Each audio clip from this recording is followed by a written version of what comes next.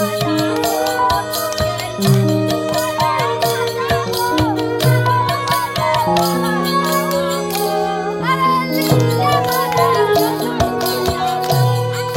পোহালেই মকর সংক্রান্তি উৎসব।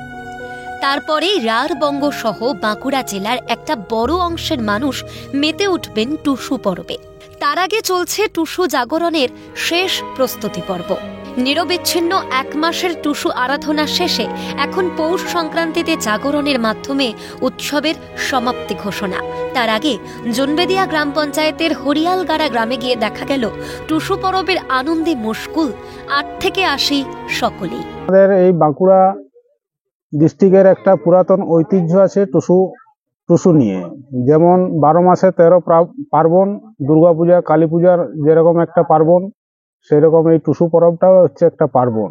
সেই পার্বণটাকে আমরা যতটুকু চেষ্টা করি বাঁচিয়ে রাখার জন্য।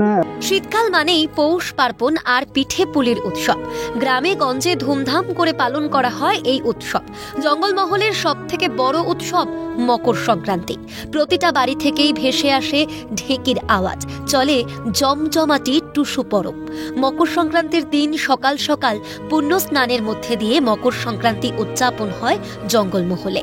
মাংস পিঠে থেকে শুরু করে সাদা পিঠে, ডুমো পিঠে, মশলা পিঠে, গুড় পিঠে, বিভিন্ন পদের পিঠে তৈরি হয় জঙ্গলমহলের বাড়ি বাড়ি। মকর সংক্রান্তির সময় শুধু নানা পদের পিঠে খাওয়াই নয়, তার সঙ্গে ওতপ্রোতভাবে জড়িয়ে থাকে টুসু পুজো।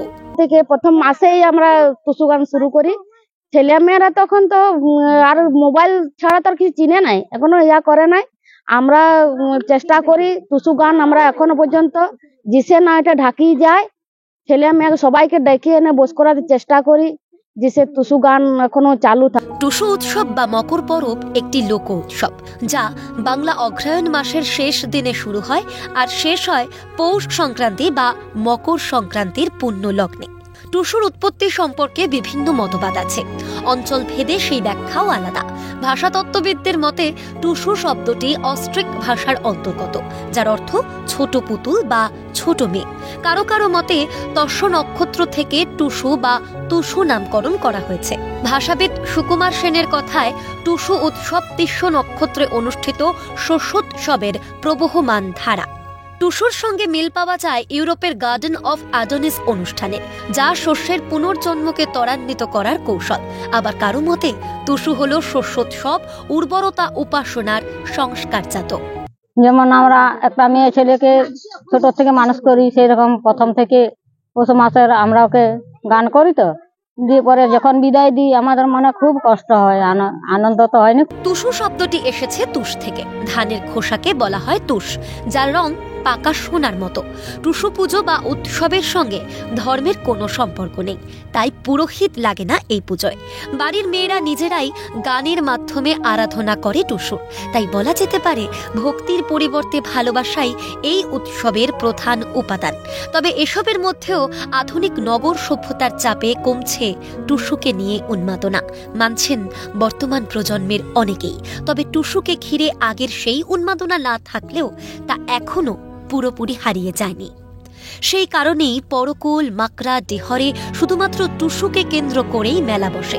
তবে তারা দৃঢ় সংকল্প নিয়েছেন কোনোভাবেই টুসু গানকে হারিয়ে যেতে দেবেন না। মাস ধরে সেই টুসু উদযাপনের পরে ঠিক মকর সংক্রান্তির দিনে সকালে ঠিক একই রকম ভাবে গান বাজনায় মেতে ওঠে গ্রাম বাংলার বিভিন্ন জায়গা, এবং তারপরে দেয়া হয় টুসুকে বিসর্জন। তখন কিন্তু কিছুটা হলেও ঘরের মেয়ের বিদায়, সেখানে কিন্তু তাদের কিন্তু মন ভারাক্রান্ত হয়ে যায়, ভারাক্রান্ত হয়। আবার অন্যদিকে আনন্দে আবার একটা বছরের জন্য অপেক্ষায় থাকে। বাঁকুড়া থেকে স্বরূপ রায়, ক্যালকাটা নিউজ।